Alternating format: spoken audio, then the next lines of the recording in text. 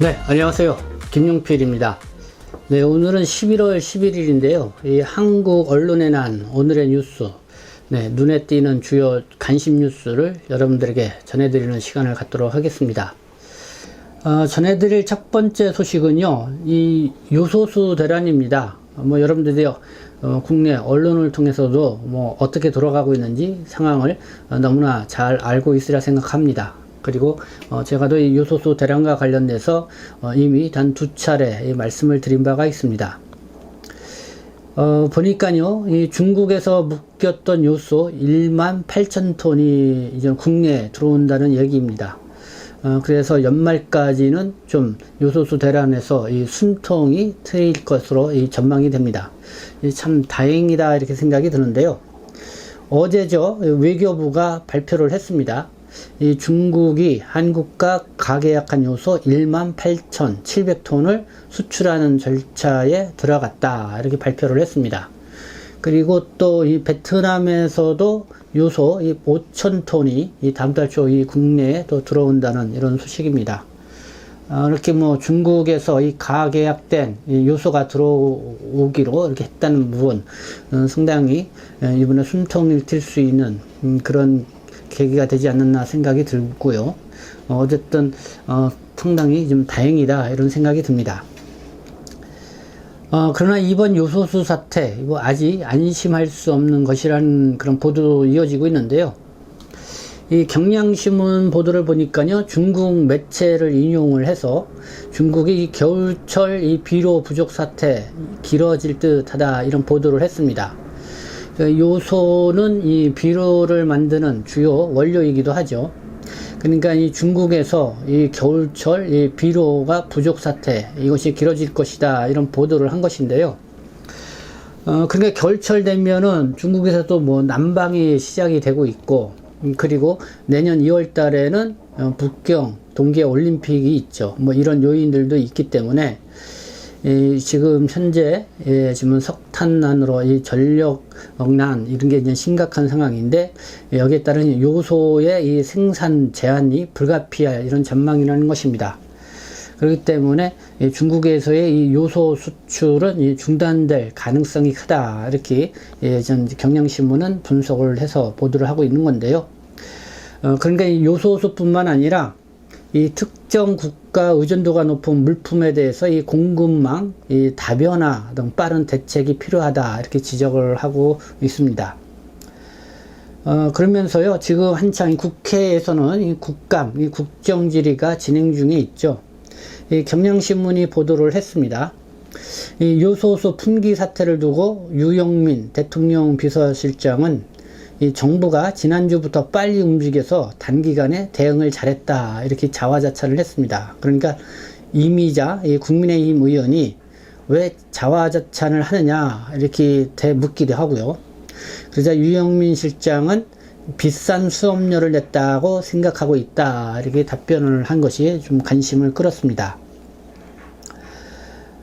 서울신문은 사설로도요, 이번에 이 급한 불을 끄게 된 요소수 사태, 이 주범은 임기 말 기강회의다 이렇게 꼬집어서 이야기를 했습니다. 이 문재인 대통령의 임기가 이제 6개월 이렇게 남은 상황인데요. 이렇게 임기 말 이 기강회의가 이번에 요소수 사태를 불러일으켰다 이런 지적이고요. 그리고 이 조선일보는 이 중국 언론의 이번 요소수 사태를 겪는 한국 상황에 대한 이 반응, 그와 관련돼서 기사를 썼는데요.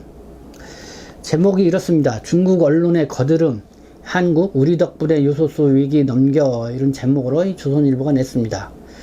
그러면 이 중국의 언론들이 어떻게 바라보고 이 기사를 썼는지 한번 보도록 하겠습니다. 먼저 이 지난 8일 이 스촨성 지방 방송, 이 청두 방송이 운영하는 온라인 매체, 이 선나오즈 신이라고 합니다.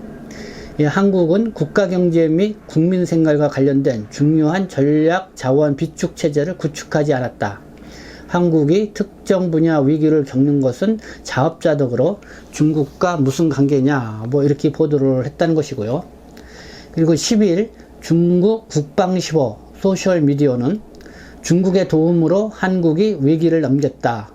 그러면서 이 중국이 요소 수출을 허용을 해 한국이 물류 대란을 피하게 됐다. 이런 내용을 게재했다는 것이고요. 관영 경제일보는요.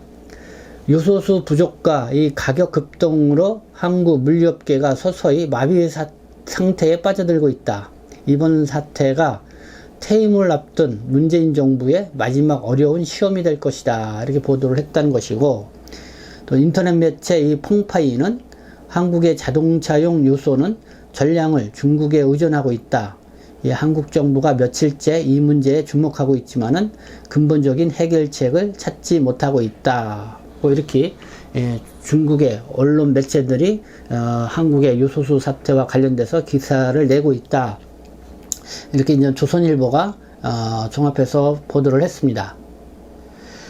그러면서 이 조선일보는 이 사설로도요, 중국에 대한 강한 이 비판의 어조의 글을 내면서 이렇게 사설을 냈는데, 사설 제목이 이렇습니다. 위험한 중국 의존 체질, 중국은 언제든지 상대 약점을 이용하는 나라이다. 이게 이제 사설 제목입니다. 이 내용을 보면은 결국은 이 중국 의존이 심한 이 현 정부에 대해서 이 비판하는 그런 글이다라는 걸 알 수가 있는데요. 한번 내용을 보도록 하겠습니다. 요소수 같은 품목이 한두 가지가 아니다. 이 수입 품목 12,586개 가운데 중국에서 80% 이상 수입하는 제품이 1,850개, 약 15%에 달한다. 이 자동차 경량화에 필수적인 마그네슘 인곳은 100% 중국에 의존하는데, 최근 전력난으로 중국 정부가 생산을 통제하면서 공급 부족을 겪고 있다. 의료기기, 반도체 제조에 필요한 산화 텅스텐은 95%, 전자제품 경량화에 쓰이는 네오디뮴 연구자석은 86%, 2차 전지 핵심 소재인 수산화 리튬은 84% 이 중국에서 수입을 하고 있다. 수입처 다변화를 통해 이런 제품들의 중국 의존도를 낮춰가지 않는다면은 작은 품목 하나에 한국 경제 전체가 타격받는 일을 피할 수 없다. 당장은 불편할지 몰라도 중장기적으로 경제는 물론 국가 안보에도 도움되는 길이다. 이런 일을 하라고 정부가 존재하는 것이다. 이렇게 현 정부에 대해서 이렇게 지적을 하고 나왔습니다. 그러면서요, 우리는 사드 보복을 겪고도 변한 게 없다. 일본의 수출 규제 때는 그토록 강경 대응하던 정부가 중국에는 여전히 저자세다. 네, 조선일보의 보도였습니다. 어쨌든 국내 언론이나 중국 현지 중국의 언론들이나 이번 한국의 요소수 사태를 바라보는 다양한 이런 시각들이 있습니다. 그러면서 주요하게 지적되고 있는 것은 특정 국가에 너무 의존적인 그런 부분을 이제 다변화시켜 나가야 된다라는 그런 지적이 아닌가 생각합니다. 그래서 이번 요소수 사태로 인해서 한국과 중국 간의 이 경제관계에 상당한 이 변화가 불가피할 것이다 라는 이런 전망도 해보게 됩니다. 네, 다음 뉴스는요, 미국의 조 바이든 대통령과 중국의 시진핑 주석이 언제쯤 만나서 대화를 하느냐, 여기에 늘 관심이 있었는데, 첫 번째 만남 대화를 합니다. 그러나 이 화상으로 이 대화를 나누게 된다는 소식, 오늘 언론에 보도가 됐습니다.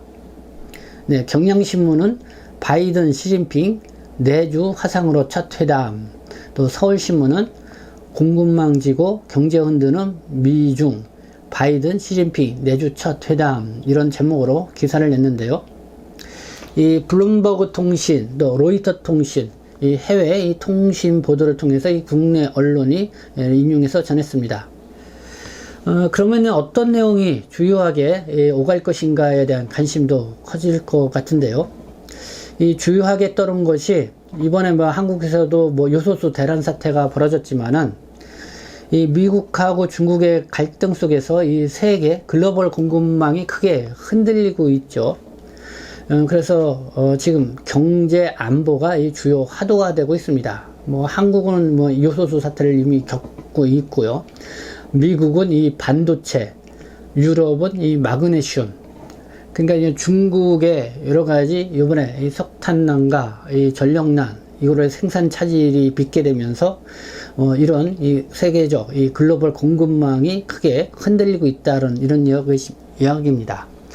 그래서 이번에 시진핑과 이 바이든이 이 화상대화를 통해서 이런 경제 안보에 대한 중요성을 좀 일깨우면서 이와 관련된 서로 협력 방안을 말을 할지 여기에 좀 관심이 쏠린 것 같습니다.